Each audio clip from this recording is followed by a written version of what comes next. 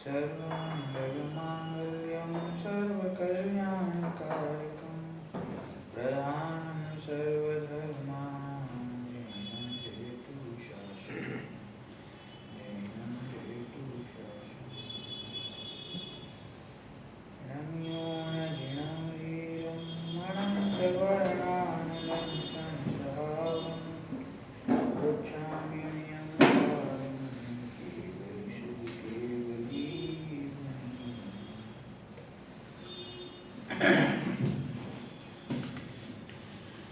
नियम सार ग्रंथ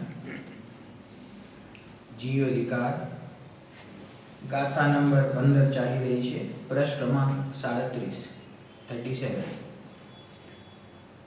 15મી ગાથાની અંદર સ્વભાવ અને વિભાવ બે પ્રકારની પર્યાયોની ચર્ચા અને સ્વભાવ પર્યાયની અંતર્ગત બે પ્રકારના ફરીથી ભેદ કર્યા કારણ શુદ્ધ પર્યાય અને કાર્ય શુદ્ધ પર્યાય કારણ શુદ્ધ પર્યાય એટલે કે ત્રિકાળી ધ્રુવ વસ્તુ છે એ ત્રિકાળી ધ્રુવ અથવા પંચમ ભાવ અથવા પારિણામિક ભાવ જે સ્વભાવ અનંત ચતુષ્ટય રૂપે રહેલ વસ્તુ છે તેની સાથે તન્મયપણે રહેલી, જેના માટે પૂજિત શબ્દનો પણ અહીંયા પ્રયોગ કર્યો. ત્રિકાળી ધ્રુવ સાથે તન્મય રહેલી જે પારિણામિક ભાવની પરિણતિ છે એને અહીંયા કારણ શુદ્ધ પર્યાય કહી, એની ચર્ચા આપણે કરી. ત્યાર પછી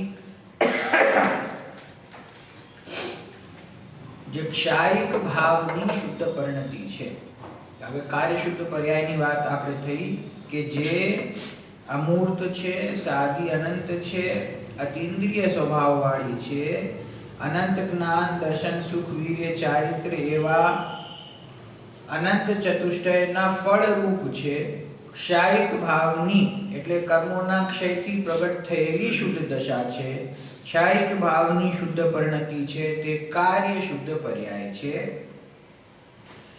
એ બતાવ્યા પછી એક અંતિમ પંક્તિ આવી, અથવા પૂર્વ સૂત્રમાં કહેલા સૂક્ષ્મ ઋજુ સૂત્રનયના અભિપ્રાયથી છ દ્રવ્યોને સાધારણ અને સૂક્ષ્મ એવા તે અર્થ પર્યાયો શુદ્ધ જાણવા, અર્થાત તે અર્થ પર્યાયો જ શુદ્ધ પર્યાયો છે. અહીંયા ઋજુ સૂત્રનયના અભિપ્રાયથી એમ કહ્યું એટલે ઋજુ સૂત્રનય શું છે? તત્વાર સૂત્રમાં 7 પ્રકારના સૂત્રો નયોની ચર્ચા છે. નયગમ, સંગ્રહ, વ્યવહાર, ઋજુ સૂત્ર, શબ્દ, સમભિરૂઢૈવં ભૂતાન્યઃ એવું સૂત્ર છે. એટલે એમાં નયગમ, સંગ્રહ, વ્યવહાર, ઋજુ સૂત્ર, શબ્દ, સમભિરૂઢ અને એવં ભૂત એવા 7 પ્રકારના નયોની એક ચર્ચા આવે છે.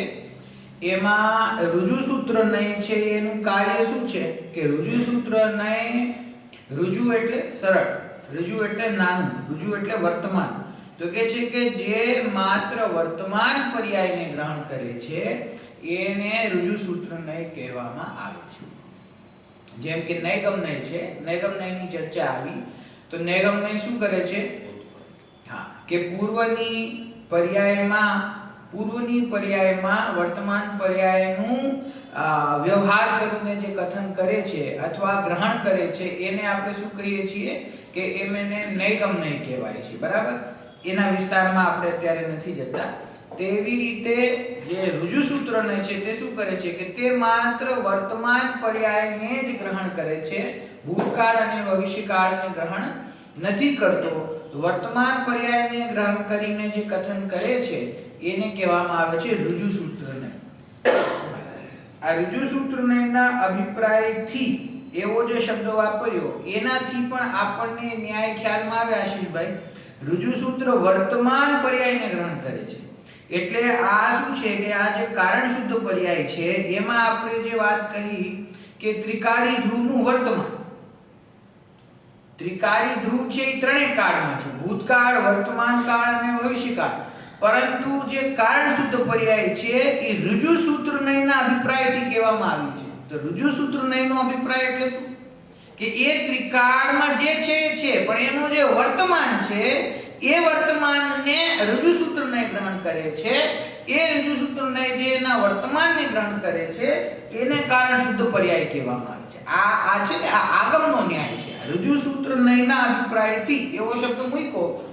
ઘણી વખત શું થાય કે આ નયો એટલા પરિચિત ના હોય આપણા, એટલે આપણે કદાચ એને જરાક જતું કરી દઈએ કે આ હશે કઈ, પણ રજુ સૂત્ર શબ્દ મૂકતા અર્થ આખો ન્યાયથી પકડાય એવો છે કે રજુ સૂત્રને વર્તમાનની પર્યાયને જ ગ્રહણ કરે છે, ભૂતકાળ અને ભવિષ્યકાળને ગ્રહણ કરતો નથી.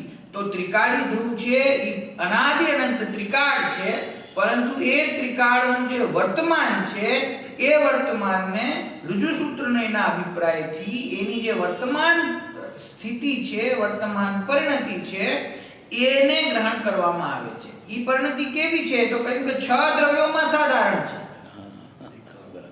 એનાથી આપણને શું ખ્યાલ આવે છે?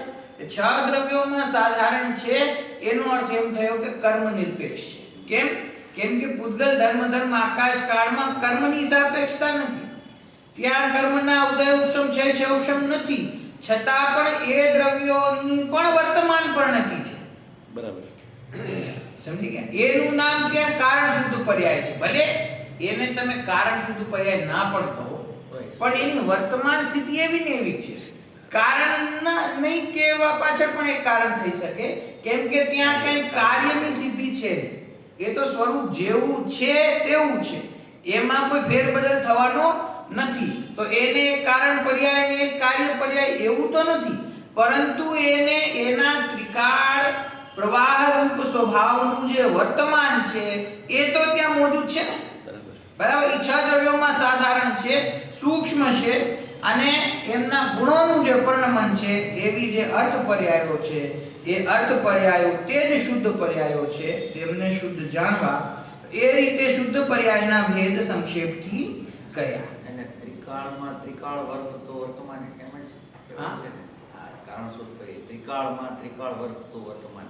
હા, એટલે જુઓ, હવે શબ્દ તો એવું છે કે ત્રિકાળનું વર્તમાન, ત્રિકાળમાં ત્રિકાળ રૂપ વર્તો વર્તમાન, એટલે તો ભાવ પકડવાની વાત છે. બધાને જે રીતે ભાવ પકડાય એ રીતે વક્તા જુદી જુદી ભાષામાં કહેતા હોય, પણ આપણે ન્યાયથી એ સમજવાનું છે કે જે પંચમ ભાવ સાથેની પૂજિત પરિણતિ, એટલે પારણામિક ભાવ સાથે તન્મયપણે રહેલી જે પરિણતિ છે એને અહીંયા કારણ શુદ્ધ પર્યાય કહેવામાં આવી છે. તો પંચમ ભાવ સાથે તન્મયપણે રહેલી છે જ્યારે કહેવામાં આવ્યું ત્યારે એનો અર્થ એમ થયો કે એ કાંઈ ઉત્પાદ લેવાળી પર્યાયની અહીંયા વાત છે, જે બદલતી પર્યાય છે એની અહીંયા વાત છે. બરાબર. કારણ કે જો એ બદલતી હોય તો એને અહીંયા પારણામિક ભાવ સાથે તન્મય ના કહે. બરાબર. આ તન્મય કઈ છે? તત્મય છે, પારણામિક ભાવમય છે, અને પાછી પૂજિત પંચમ ભાવ પણ નથી. કોઈ આખી જીનવાણીમાં જે ક્ષાયિક ભાવની પરિણતિ છે એને કોઈ અપેક્ષાએ પૂજ્ય કહેવામાં આવે. કોઈ અપેક્ષાએ કેમ કે પૂર્ણ શુદ્ધતા પ્રગટ થઈ, પરંતુ જે બાકીની જેટલી પરિણતિ છે એ પરિણતિને ક્યાંય પૂજ્ય કહેવામાં આવી નથી. બરાબર. પરંતુ અહીંયા કારણ શુદ્ધ પર્યાયમાં પંચમ ભાવની પરિણતિને પૂજ્ય કહી છે. એનાથી ખ્યાલ આવે છે કે આ છે દ્રવ્યાર્થિક નયનો વિષય છે, આ પર્યાયાર્થિક નયના વિષય રૂપ પરિણતિ નથી. કેમ કે જો એ હોય તો એને પૂજ્ય ના કહે. બરાબર. જો આગળ હવે વ્યંજન પર્યાય કહેવામાં આવે છે. અહીંયાથી તો લગભગ આગમનો જે વિષય હોય છે એ શરૂ થાય છે. સરળ છે, એમાં કંઈ બહુ વિસ્તાર કરવા જેવું નથી, પણ આપણે ક્રમમાં આવ્યું છે તો વાંચી લઈએ. હવે વ્યંજન પર્યાય કહેવામાં આવે છે જેનાથી વ્યક્ત થાય, પ્રગટ થાય તે વ્યંજન પર્યાય છે. શા કારણે? પટાદિની એટલે કે વસ્ત્ર વગેરેની માફક ચક્ષુ ગોચર હોવાથી પ્રગટ થાય છે. કોણ પ્રગટ થાય છે? હવે આ સ્થૂળ અપેક્ષા કે જીવ છે, જીવ અમૂર્ત છે, જીવ તો કોઈને દેખાતો નથી. તો જીવ આ સંસારમાં પ્રગટ છે. કેવી રીતે પ્રગટ થાય છે? તો તમે એમ કહો આધ્યાત્મની રુચિ વાળા કે જ્ઞાન દર્શનથી પ્રગટ થાય છે. જ્ઞાન દર્શનથી પ્રગટ નથી થતું. જ્ઞાન દર્શનથી કોઈને જીવ જણાતો નથી. સ્થૂળ અજ્ઞાનીની અપેક્ષા છે, સમસ્ત જીવોની અપેક્ષા છે. તો કે જીવ કેવી રીતે પ્રગટ થાય? તો કે એના શરીર મળે ને ત્યારે પ્રગટ થાય. તો જીવ અને આ પૂતગલ એ બંનેની જે મિશ્ર અવસ્થા છે, જેનાથી જણાય કે આ જીવ છે, જેનાથી ખ્યાલમાં આવે કે આ જીવ છે, એનું નામ વ્યંજન પર્યાય. આ સ્થૂળ શરીર અને જીવની જે મિશ્ર દશા છે એનું નામ વ્યંજન પર્યાય છે. કેમ કે વસ્ત્રાદિની માફક ચક્ષુ ગોચર હોવાથી આંખેથી દેખાય પર્યાય. અર્થ પર્યાય તો સૂક્ષ્મ છે, એ તો આગમનો અભ્યાસ કરવાથી ખ્યાલમાં આવી ને, નહીં તો અર્થ પર્યાય કોને ખબર છે? પણ વ્યંજન પર્યાય તો આંખેથી દેખાય છે કે આ તિર્યંચ છે, આ મનુષ્ય છે ઇત્યાદિ ભેદો આપણને એ વ્યંજન પર્યાય તિર્યંચ ગતિના જુદી જુદી પ્રકારના જીવો છે, જુદા જુદા ગતિ એટલે ઇન્દ્રિયો વાળા જીવો છે, તો એ આપણને આંખેથી જોઈને ખ્યાલમાં આવે છે. તો વસ્ત્રની માફક ચક્ષુ ગોચર હોવાથી અથવા સાદી શાંત, આ પર્યાય કેવી છે? સાદી શાંત, ઉત્પન્ન પણ થાય છે અને નષ્ટ પણ થાય છે. સાદી શાંત આદિથી પણ સહિત છે, અંતથી પણ સહિત છે. મૂર્ત કેવી છે? મૂર્ત એટલે સ્પર્શ રસ ગંધ વર્ણ યુક્ત વિજાતીય સ્વભાવ વાળો હોવાથી. વિજાતીય કોને કહેવાય? એક સજાતીય અને એક વિજાતીય. બે પૂતગલના પરમાણુ મળે તો સજાતીય, બરાબર? જીવ છે, જીવ અને એનું જ્ઞાન ઈ સજાતીય, પણ જીવ અને પૂતગલ બે મળ્યા એટલે બે જુદી જુદી જાતના છે એટલે ઈ વિજાતીય. એ બેનો સ્વભાવ એક સરખો નથી, એ બેની જાતિ એક સરખી નથી, એટલે કયું? વિજાતીય. વિજાતીય એટલે ભિન્ન લક્ષણો વાળા, પરસ્પર વિરુદ્ધ લક્ષણો વાળા એવા જીવ અને પૂતગલ એ બંનેના મળવાથી જે વિજાતીય સ્વભાવ વાળો હોવાથી દેખાઈને નાશ પામવાના સ્વરૂપ વાળો હોવાથી પ્રગટ થાય છે. કે દેખાય છે, આ સંયોગ મળ્યો, આ મનુષ્ય ગતિમાં જીવ આવ્યો તો એને આ મનુષ્ય શરીર મળ્યું.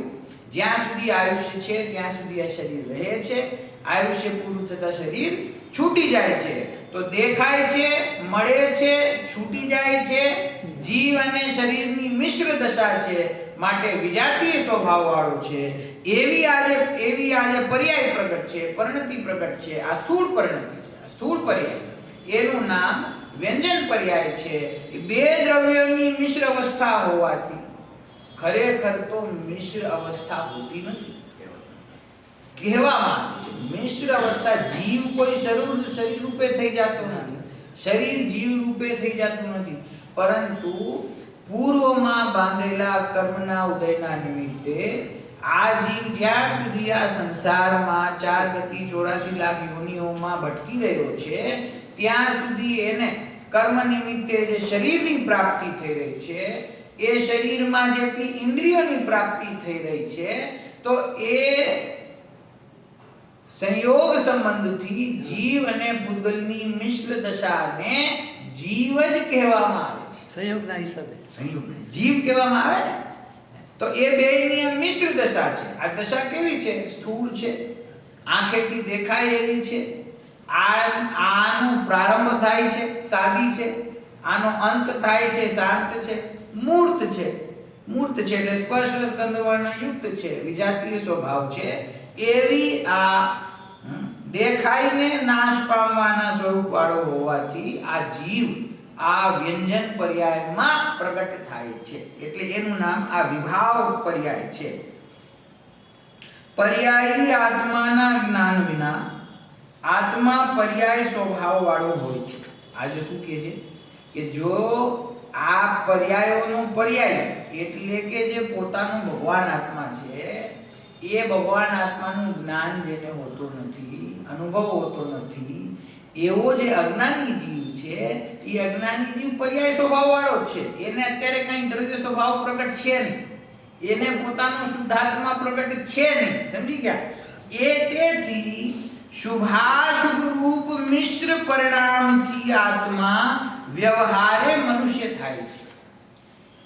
જ્યાં સુધી ભેદ જ્ઞાન પ્રગટ થયું નથી, જ્યાં સુધી વિભાવ પર્યાયથી ભિન્ન પોતાના આત્માનો અનુભવ થયો નથી, એની પ્રાપ્તિ થઈ નથી ત્યાં સુધી શું થઈ રહ્યું છે કે જ્યારે એ જીવને શુભાશુભ મિશ્ર પરિણામ થાય છે, શુભ ભાવ પણ કરે અશુભ ભાવ પણ કરે, તો એના ફળમાં એને કઈ ગતિ પ્રાપ્ત થાય છે? મનુષ્ય ગતિ પ્રાપ્ત થાય. તો એને મનુષ્ય શરીર મળે, તો એ વ્યવહારે મનુષ્ય થયો.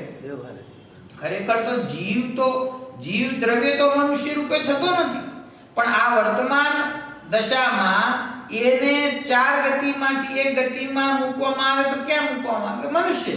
આ મનુષ્ય છે, તો મનુષ્ય છે એવો વ્યવહાર એમાં કરવામાં આવે છે. બરાબર છે ને? તો શુભાશુભ મિશ્ર પરિણામથી આત્મા વ્યવહારે મનુષ્ય થાય છે. જે જીવો પૂર્વ દશામાં પૂર્વ આયુષ્યમાં શુભ અને અશુભ બંને પ્રકારના ભાવો કરે છે, આ સ્થૂળ કથન છે. દ્રવ્યાનુયોગનું કથન સ્થૂળ છે, કર્ણાનુયોગ નથી.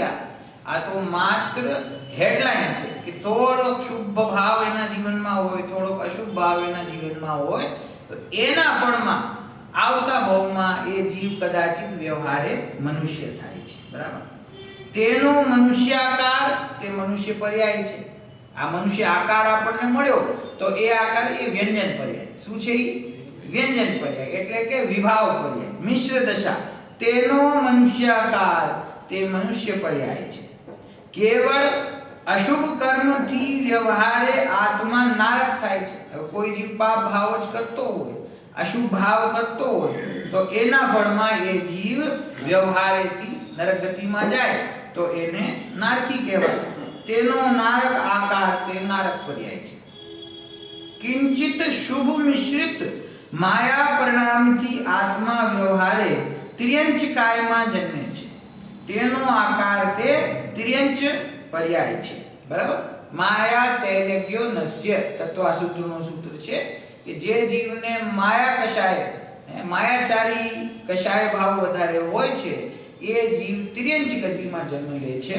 તો કે છે કે શુભ મિશ્રિત માયા કષાય હોય, કિંચિત શુભ પરિણામ હોય, મંદ કષાય હોય અને માયાચારીનો ભાવ હોય, તો એનો જન્મ તિર્યંચિત દશામાં થાય છે. તિર્યંચ ગતિમાં જન્મેલો જીવ એનું જે શરીર છે, તો એ વ્યવહારે આ તિર્યંચ છે કહેવામાં આવે છે. અને કેવળ શુભ કર્મથી વ્યવહારે આત્મા દેવ થાય છે. તેનો આકાર તે દેવ પર્યાય છે. શુભ ભાવના ફળમાં દેવ ગતિમાં જાય. આ વ્યંજન પર્યાય છે.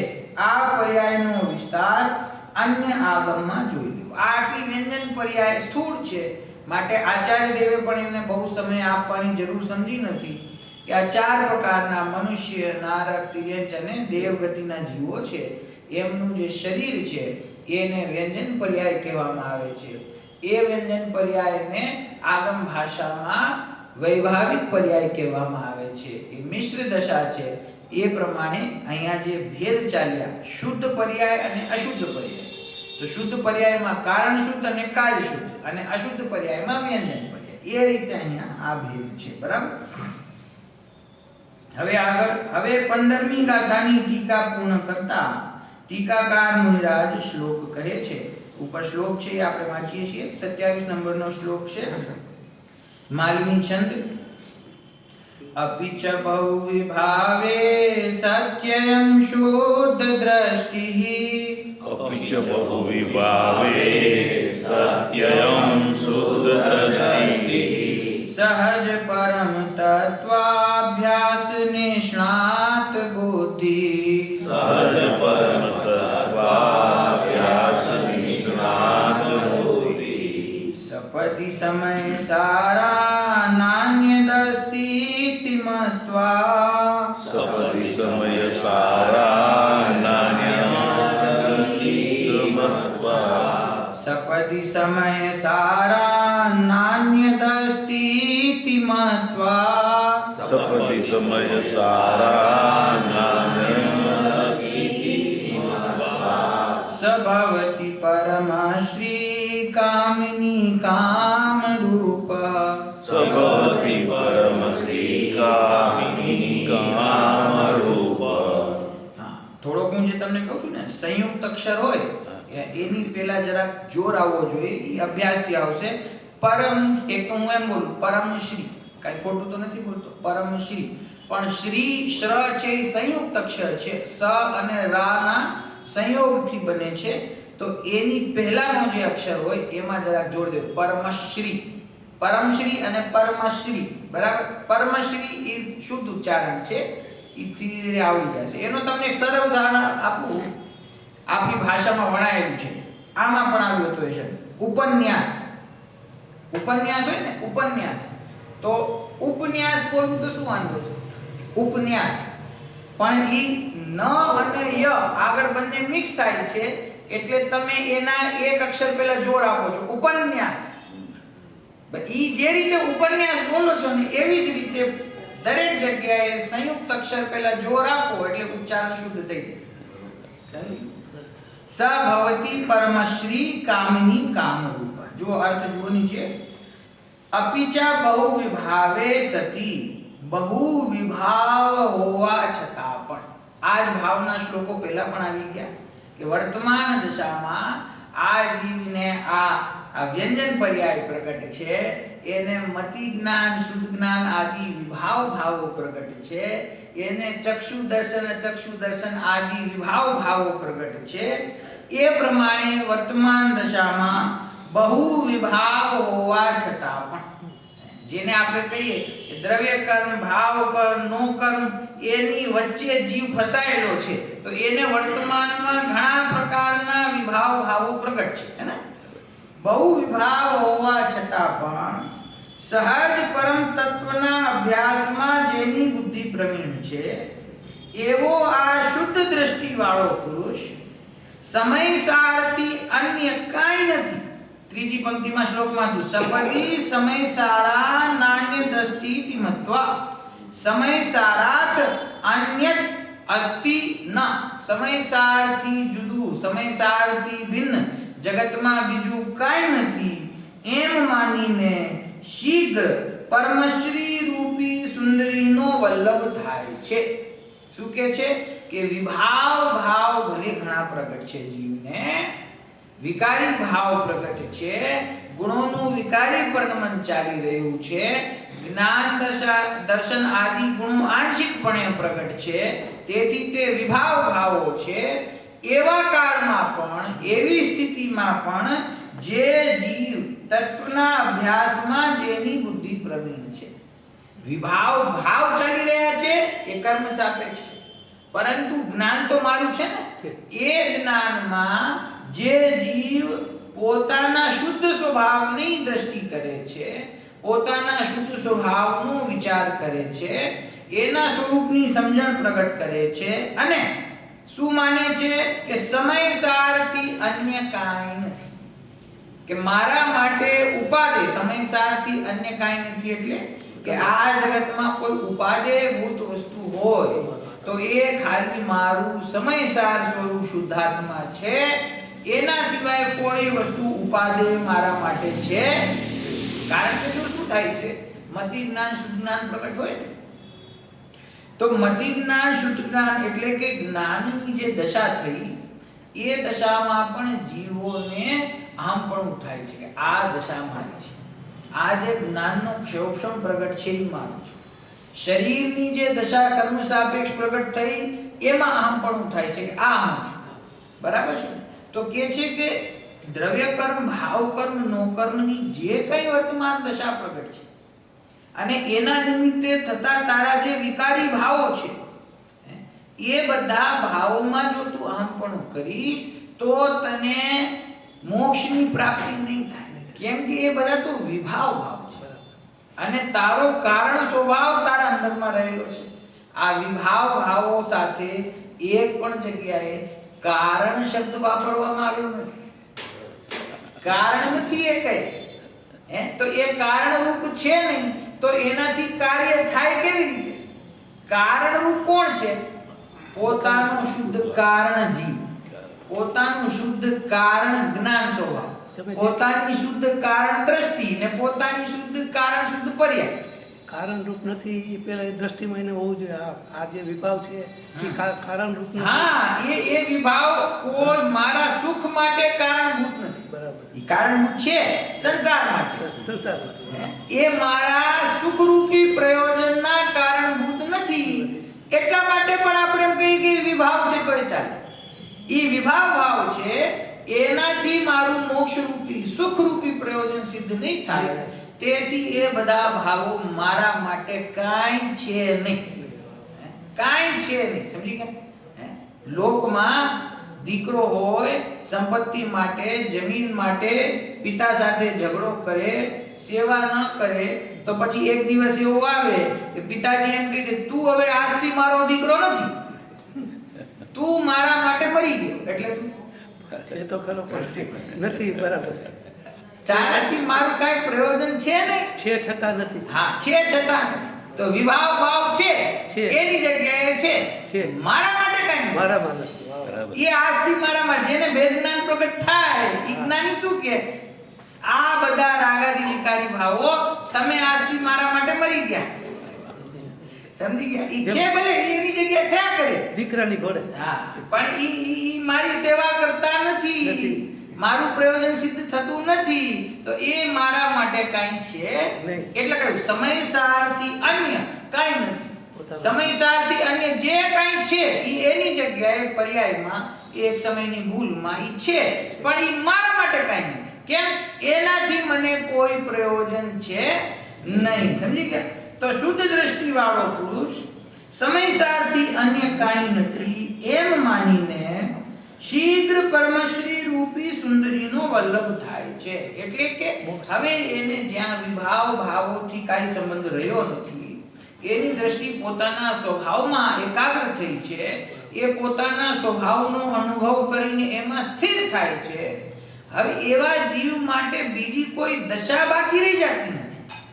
જો ઉપર ચાર ગતિ કહી ને તો ચાર ગતિમાં ચારેયના કારણરૂપ જે ભાવો છે એ બતાવે. કે શુભ અશુભ મિશ્ર ભાવ કરે તો મનુષ્ય ગતિમાં જાય, શુભ મિશ્રિત માયા ભાવ કરે તો ત્રિયંચ ગતિમાં જાય, અશુભ ભાવ કરે તો નરક ગતિમાં જાય, અને શુભ ભાવ કરે તો દેવ. આ ચારે પ્રકારના ભાવો જે ન કરે એ ક્યાં જાય? એ મોક્ષ.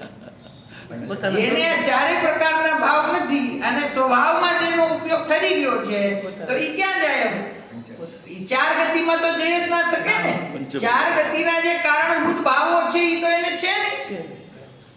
એટલા માટે એને પંચમ ગતિ કહેવામાં આવે કે ચાર ગતિઓના જે કારણભૂત ભાવ છે ઈ વિભાવ ભાવ છે. ઈ વિભાવ ભાવ જેને થાય છે એને એનું ફળ પણ મળે છે, ઈ ચાર ગતિઓમાં જાય છે. અને જેને વિભાવ ભાવ થતા નથી તો એ ચાર ગતિમાં જાય કેવી રીતે? તો એ જીવ શીઘ્ર પરમશ્રી રૂપી એટલે કે મુક્તિ રૂપી સુંદરીનો વલ્લભ થાય છે, એટલે કે સિદ્ધ દશાને પ્રાપ્ત કરે છે. બરાબર? હવે આ જીવ અધિકાર ચાલી રહ્યો છે તો એમાં જીવની વાત, એના જ્ઞાન અને દર્શન ગુણની વાત, એની સ્વભાવ અને વિભાવ પર્યાયની વાત, અર્થ અને વ્યંજન પર્યાયની વાત થઈ. હવે આ જે વ્યંજન પર્યાયનો જે આપણે હમણાં વાંચ્યું એનો જ વિસ્તાર આગળની ગાથામાં આવી રહ્યો છે. સ્થૂળ વિસ્તાર છે વ્યંજન પર્યાય કઈ કઈ રીતે હોય છે એ આપણે વાંચીએ છીએ. 16 નંબરની ગાથા. માણુસ સાધુ વિયપ્પા કમ મહી ભોગ ભૂમિ સંજાદા. એક મો ખાઈ ગયા. કમ મહી ભોગ ભૂમિ સંજાદા. જો કર્મનું પ્રાકૃત કર્મ કર્મ અને મહી ઈ જુદું છે, ભેગું ના કરો. કર્મ મહી ભોગ ભૂમિ સંજાદા. માણુસ સાધુ વિયપ્પા કર્મ મહી ભોગ ભૂમિ સંજાદા. સત્ત વિહાણે રૈયા ણાદવા પુડ વિભેદેણ છે કર્મ ભૂમિ જ ભોગ ભૂમિ જ ભેદ ભે મનુજો તણ ને પૃથ્વી ભેદે સપ્ત ભેદો જાણવાના રખતણ. આ વ્યંજન પર્યાયનો વિસ્તાર. મનુષ્યોના બે ભેદ છે. કર્મ ભૂમિમાં જન્મેલા અને ભોગભૂમિમાં જન્મેલા.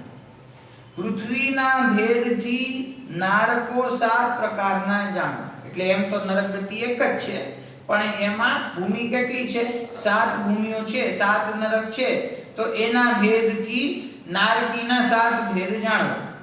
તિર્યંચોના 14 ભેદ કયા છે? એ ભેદ કયા છે હમણાં ટીકામાં આવશે. તિર્યંચોના 14 ભેદ કયા છે? અને દેવ સમૂહોના 4 ભેદ છે. દેવ 4 પ્રકારના કહેવામાં આવે છે. આમનો વિસ્તાર લોક વિભાગમાંથી જાણી લેવો. એટલે કે છે અહીંયા હું તો સંક્ષેપમાં કહું છું, વિસ્તારમાં સમજવું હોય તો લોકાદિકની ચર્ચા, ત્રણેય લોકની ચર્ચા, એમાં પછી દેવગતિમાં, નરક ગતિમાં એ ભૂમિઓની જે ચર્ચા, એટલે કે કર્ણાન યોગનો જે વિષય છે એમાંથી જેને રુચિ હોય ત્યાં વિસ્તારથી જાણી લે. ટીકા. આ 4 ગતિના સ્વરૂપ નિરૂપણ રૂપ કથન છે. મનુના સંતાન તે મનુષ્યો છે. તેઓ 2 પ્રકારના છે. મનુમાં સ્ટાર માર્ક મૂક્યો છે ખાસ, એટલે કેમ કે અન્ય ધર્મમાં પણ મનુની વાત આવે. મનુ સ્મૃતિ એક બહુ પ્રસિદ્ધ ગ્રંથ છે. તો કે મનુ, પ્રથમ જે મનુષ્ય પૃથ્વી ઉપર હતો એનું નામ મનુ એવું માનવામાં આવ્યું છે ઇતિહાસકારો દ્વારા. એટલે શબ્દ તો મનુ વાપર્યો છે, પણ એ અર્થ શું છે એ નીચે આપ્યું છે. જુઓ, ભોગ ભૂમિના અંતમાં અને કર્મ ભૂમિના આદિમાં થતા કુલ કરો મનુષ્યોને આજીવિકાના સાધન શીખવીને લાલિત પાલિત કરે છે. તેથી તેઓ મનુષ્યોના પિતા સમાન છે. કુલકરને મનુ કહેવામાં આવે છે. કુલકર હોય ને, આ પાછો પ્રથમાનું યોગ થોડું વાંચવું પડે, કર્ણાનું યોગ વાંચવું પડે તો ખ્યાલ આવે કે આપણે કાળનું જે વિભાજન છે, પહેલો કાળ, બીજો કાળ, ત્રીજો કાળ, ચોથો કાળ, તો 5મો કાળ, 6ઠો કાળ, બરાબર. આ રીતે કલ્પકાળ છે આપણું. પહેલાથી 6ઠું અને 6ઠાથી પહેલું, એ કલ્પકાળ કહેવાય ને આપણું. તો એમાં જે કાળનું પરિવર્તન છે, તો ભોગભૂમિ ક્યાં સુધી છે? ત્રીજા કાળ સુધી ભોગભૂમિ છે. અને ચોથો કાળ આવે ત્યારે શું થઈ જાય છે? સ્વયમેવ પૃથ્વીનો એવો સ્વભાવ છે કે ફેરફાર થઈને જે ભોગભૂમિ છે એ કર્મભૂમિમાં પલટાઈ જાય છે. કેવી રીતે પલટાય છે? સંક્ષેપમાં કે પહેલી, બીજી અને ત્રીજી, જ્યારે ત્રીજો કાળ હોય ત્યારે જે ભોગભૂમિ છે એની અંદર કલ્પવૃક્ષ છે, બરાબર. જે પણ ઈચ્છા થાય, પુણ્યનો ઉદય જીવોનો એવો હોય છે, જે પણ ઈચ્છા થાય એ વિભિન્ન પ્રકારના કલ્પવૃક્ષોથી એમને વસ્તુ પ્રાપ્ત થાય છે. પછી જ્યારે કાળ બદલાય, કર્મભૂમિ આવે, એટલે શું થાય કે પછી ઈચ્છાથી ન મળે, પછી તમારે કર્મ કરવું પડે. પછી મહેનત કરે તો એને વસ્તુ મળે. તો એનું નામ કર્મભૂમિ છે, જ્યાં કર્મની પ્રધાનતા છે, ભોગોની પ્રધાનતા નથી. તો એ ભોગભૂમિથી જ્યારે પરિવર્તન થઈને કર્મભૂમિ થાય છે, ત્યારે આ ભોગભૂમિના જીવોનું આયુષ્ય તો બહુ લાંબુ હોય છે. તો એ ઘણો કાળ એ લોકો ભોગભૂમિમાં રહેલા છે. તો એને જ્યારે આ કર્મભૂમિ પ્રારંભ થાય છે, તો એ લોકોએ કોઈ દિવસ નહીં જોયેલો એવો પરિવર્તન આવે છે. તેથી તેઓ ગભરાય છે કે આમાં જીવન કઈ રીતે ચાલશે. તમને ખબર છે, ભોગભૂમિમાં એટલી સુગમતા, સરળતા, સુંદરતા હોય છે કે જ્યારે આ કર્મભૂમિ આવે, પ્રથમ વખત સૂર્યના દર્શન પણ એ લોકોને ત્યારે થાય છે. એની પહેલા એને સૂર્ય અને ચંદ્રમા પણ જોયેલા હોતા નથી. એનો કારણ કે એ ભૂમિનો પ્રકાશ એટલો છે કે સૂર્યનો પ્રકાશ દેખાતો નથી. હવે સૂર્ય દેખાય તો ગભરાય કે આ શું છે, ચંદ્રમા દેખાય તો ગભરાય કે આ શું છે. કલ્પવૃક્ષ પાસે જઈને ઈચ્છા કરે તો કઈ મળે નહીં. તો કે ખાવાનું, ભોગ વસ્તુ કેવી રીતે આવે, વસ્ત્રો કેવી રીતે આવે, જીવન કેવી રીતે ચાલશે, મહેનત તો કઈ કરતા નથી. સમજી ગયા? તો એને કુલકર હોય ને, જે રાજા હોય ને, એ પછી શીખડાવે, અવધિ જ્ઞાનનો પ્રયોગ કરીને એને ખ્યાલમાં આવે કે આગળ હવે જીવન કઈ રીતે ચાલશે.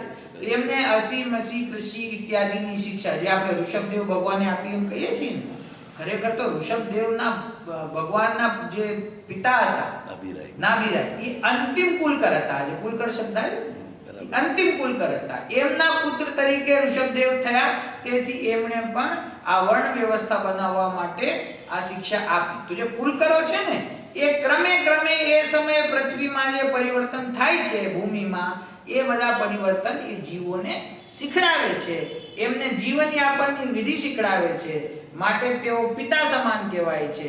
તો મનુષ્યના પિતા એટલે કે મનુ, એમ ત્યાંથી આ અર્થ ઉદ્ભવ થાય છે. મનુના સંતાન તે મનુષ્યો છે.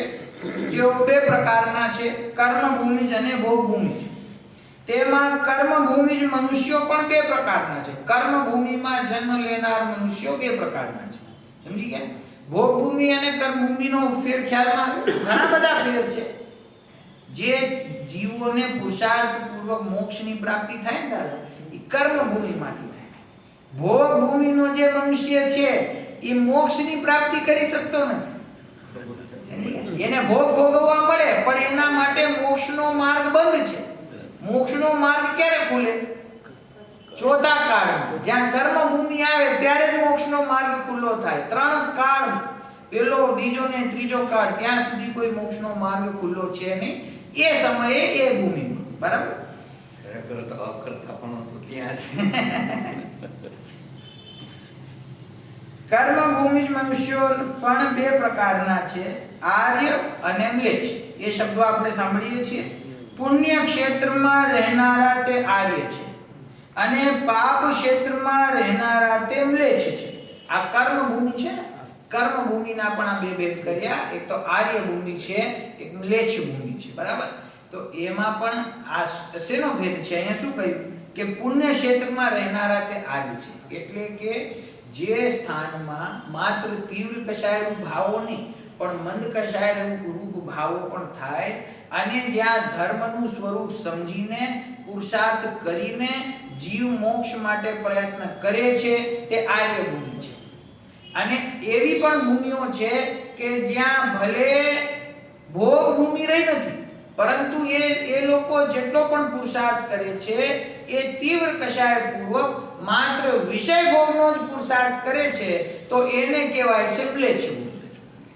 કોઈ ઘણી વખત મેં સાંભળ્યું છે, કોઈ એમ કે ભારત છે એ તો આર્ય ભૂમિ છે અને ફોરેન છે એ મ્લેચ્છ ખંડ છે, મ્લેચ્છ ભૂમિ છે. એવું નથી.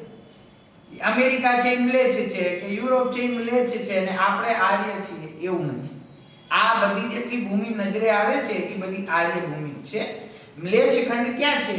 તો ચક્રવર્તીના યુદ્ધની કે એમના ગમનની જ્યારે ચર્ચા આપણે સાંભળીએ છીએ ત્યારે ચક્રવર્તી 6 ખંડના સ્વામી, 6 ખંડમાંથી 1 ખંડ આર્ય ખંડ અને 5 ખંડ મ્લેચ્છ. ઈ ક્યાં આવ્યા? ક્યાં છે ઈ 5 ખંડ?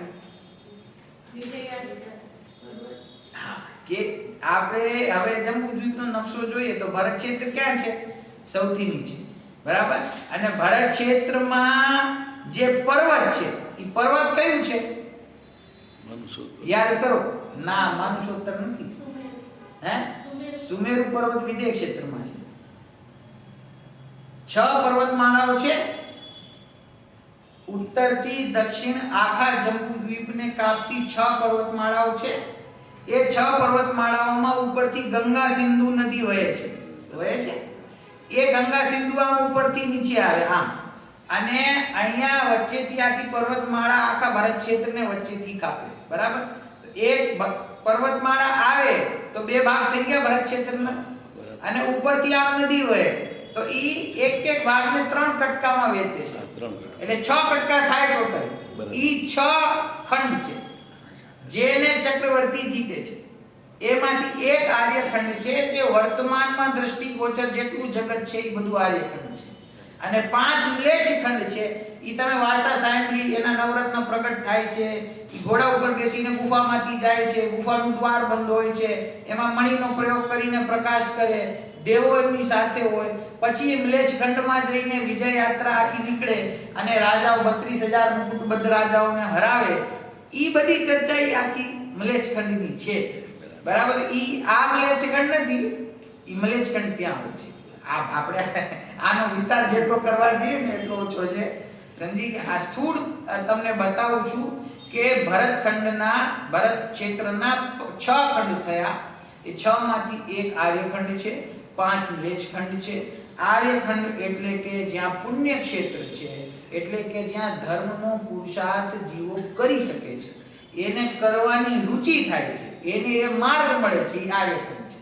અને 5 મ્લેચ્છખંડ છે એ માત્ર વિષય ભોગમાં જ પડ્યા હોય છે, એમને ધર્મની સાથે કોઈ સંબંધ હોતો નથી. ભોગ ભૂમિ જ મનુષ્યો આર્ય નામને ધારણ કરે છે. જગન્ય, મધ્યમ અથવા ઉત્તમ ક્ષેત્રમાં રહેનારા છે અને 1 પલ્યોપમ, 2 પલ્યોપમ અથવા 3 પલ્યોપમના આયુષ્યવાળા છે. આ આયુષ્ય બહુ લાંબુ છે, એની કોઈ વર્ષોમાં ગણતરી થાય એવી છે નહીં. અસંખ્યાત વર્ષોનું આયુષ્ય છે. 1 પલ્યોપમ, 2 અથવા 3 પલ્યોપમ સુધીનું આયુષ્ય છે. આ મનુષ્યોના ભેદ કહી દીધા સંક્ષેપમાં, કર્મભૂમિ અને ભોગભૂમિ. હવે રત્નપ્રભા, શર્કરા પ્રભા, બાલુકા પ્રભા, પંખ પ્રભા, ધૂમ પ્રભા, તમઃ પ્રભા અને મહાતમઃ પ્રભા નામની 7 પૃથ્વીના ભેદને લીધે નારક જીવો 7 પ્રકારે છે. આ કોના ભેદ કયા? રત્નપ્રભા ઇત્યાદિ. એ સપ્ત ભૂમિઓ જે છે, એક નરકની જે ભૂમિ છે એ ભૂમિના નામ છે. એ 7 ભેદોના લીધે નરક 7 પ્રકારના છે એમ કહેવામાં આવે છે. પહેલી નરકના નારકો 1 સાગરોપમની આયુષ્યવાળા છે. બરાબર? આ પણ અહીંયા સ્થૂળ કથન છે. જગન્ય, મધ્યમ અને ઉત્કૃષ્ટના ભેદ વગર આ ઉત્કૃષ્ટ કહી દીધું છે અહીંયા કે 1 સાગરની આયુ હોય છે પહેલી નરકમાં. ઓછામાં ઓછી 10,000 વર્ષની આયુ હોય છે. બરાબર? 10,000 વર્ષથી લઈને 1 સાગરોપમ સુધીની આયુ હોઈ શકે છે. બીજા નરકના નારકો 3 સાગરોપમની આયુષ્યવાળા છે. ત્રીજી નરકના નારકો 7 સાગરોપમના આયુષ્યવાળા છે. ચોથી નરકના નારકો 10 સાગરોપમ, પાંચમી નરકના 17 સાગરોપમ, છઠ્ઠી નરકના 22 સાગરોપમ અને સાતમી નરકના નારકો 33 સાગરોપમના આયુષ્યવાળા છે. એટલે દેવગતિમાં પણ ઉત્કૃષ્ટ આયુષ્ય છે કેટલું છે? 33 સાગર. અને સાતમી નરકમાં પણ જે ઉત્કૃષ્ટ આયુષ્ય છે તે કેટલું છે? 33 સાગર. હવે વિસ્તારના ભયને લીધે સંક્ષેપથી કહેવામાં આવે છે. આ નારકોની ચર્ચા અહીંયા પૂરી થઈ ગઈ. હવે તિર્યંચના ભેદ.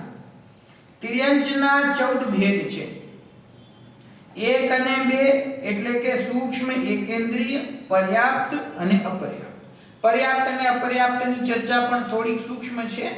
સૂક્ષ્મ એટલે શું કે જીવને આ જીવન ધારણ કરવા માટે પર્યાપ્તિઓની જરૂર હોય છે. જ્યારે જીવ ગર્ભમાં હોય છે ત્યારે એની 6 પ્રકારની પર્યાપ્તિઓ છે જે પૂર્ણ થાય. જે 6 પ્રકારની પર્યાપ્તિઓને પૂર્ણ કરે છે એ પર્યાપ્તક જીવ કહેવાય અને જે પૂર્ણ નથી કરી શકતા એ અપર્યાપ્તક જીવ કહેવાય છે. એટલે જીવ આ ગતિમાં તો આવી જાય, જે ગતિ એને મળવા પાત્ર છે એમાં આવી જાય, પરંતુ પર્યાપ્તિ પૂર્ણ ન થાય તો જન્મ લેવાની પહેલા એનું મરણ થઈ જાય. સમજી ગયા? એટલે એને અપર્યાપ્ત કહેવાય. અને જેને આ શરીર, ઇન્દ્રિય, શ્વાસોચ્છ્વાસ એ બધું પૂરું થઈ જાય એને પર્યાપ્ત કહેવાય. બરાબર? સૂક્ષ્મ, એકેન્દ્રિય, પર્યાપ્ત અને અપર્યાપ્ત. બાદર, એકેન્દ્રિય, પર્યાપ્ત અને અપર્યાપ્ત. એકેન્દ્રિયમાં અહીંયા જુઓ 2 ભેદ કર્યા, સૂક્ષ્મ અને બાદર. બાદર એટલે સ્થૂળ. બાદર એટલે શું થાય છે? સ્થૂળ. તો એકેન્દ્રિયમાં પણ સૂક્ષ્મ અને સ્થૂળ એવા 2 ભેદ છે. બરાબર? જેમ કે આ વનસ્પતિકાય છે, તો આ વનસ્પતિકાય 2 પ્રકારની છે. એક તમને દેખાય છે એ સ્થૂળ છે, એક વનસ્પતિકાય એવી છે જે દેખાતી નથી. સમજી ગયા? ના, ઈ સૂક્ષ્મ કહેવાય અને આ છે ઈ સ્થૂળ એટલે કે બાદર કહેવાય. એવા એકેન્દ્રિયના જીવોના એવા ભેદ છે. એકેન્દ્રિયની અંદર એવા જીવો હોય છે અને એમનું જે ઔદારિક શરીર છે એ પણ એવું સૂક્ષ્મ હોય છે કે તેઓને આપણે અવ્યાબાદ કહી શકીએ. અવ્યાબાદ એટલે કોને કહેવાય? કે જે કોઈને રોકતા નથી, બાધારૂપ થતા નથી અને કોઈથી રોકાતા નથી. અવ્યાબાદ એટલે કે ઈ સૂક્ષ્મ કેન્દ્રીય તો સૂક્ષ્મ હોય કે અહીંયા લોખંડમાંથી અહીંયાથી જાય ને અહીંયાથી પાર થઈ જાય. એને આ લોખંડ રોકી ના શકે એટલો સૂક્ષ્મ હોય છે. એને કહેવાય સૂક્ષ્મ કેન્દ્રીય.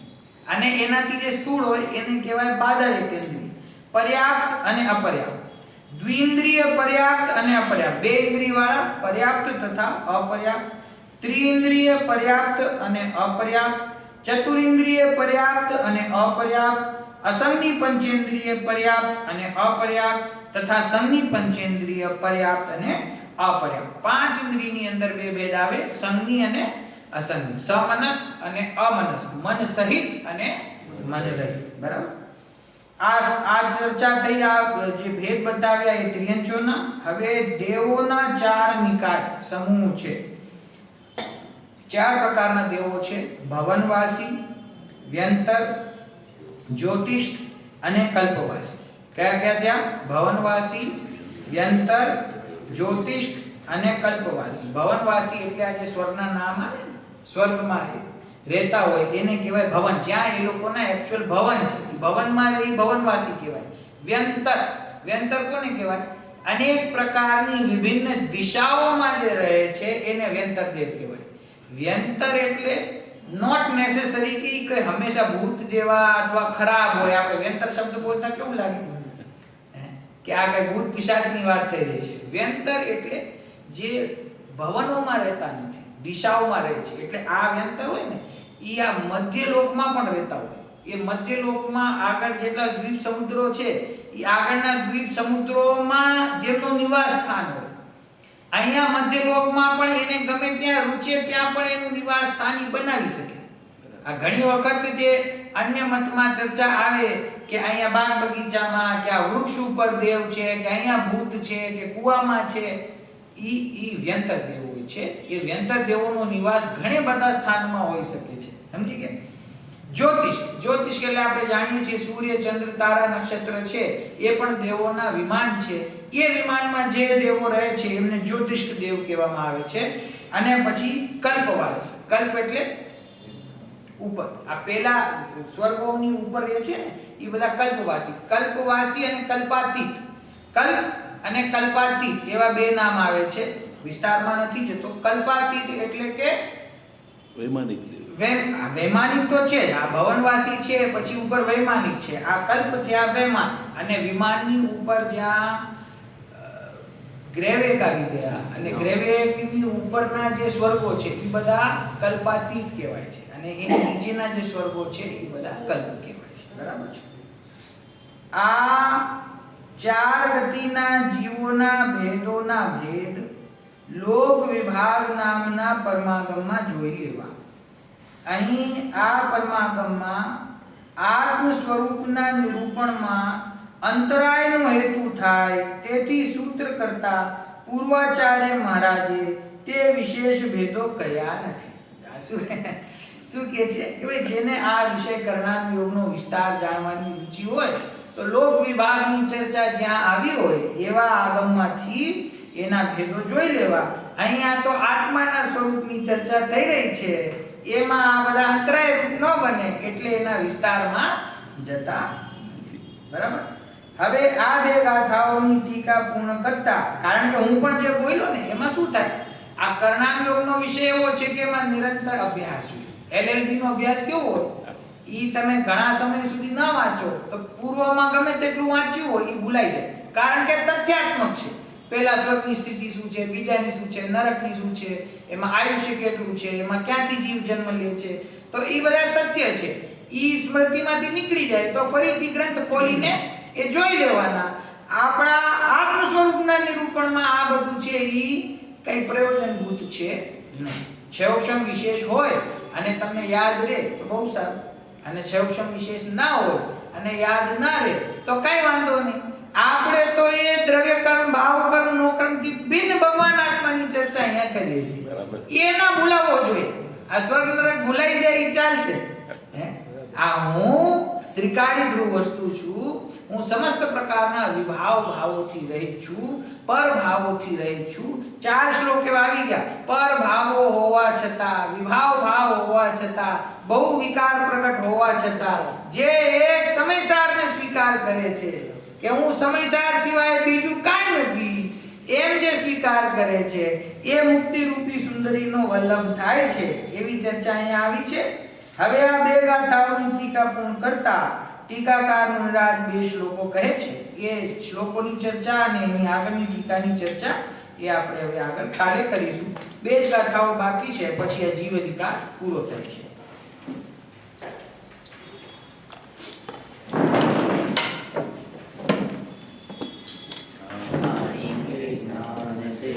સુજે લોકાલો સોવાણી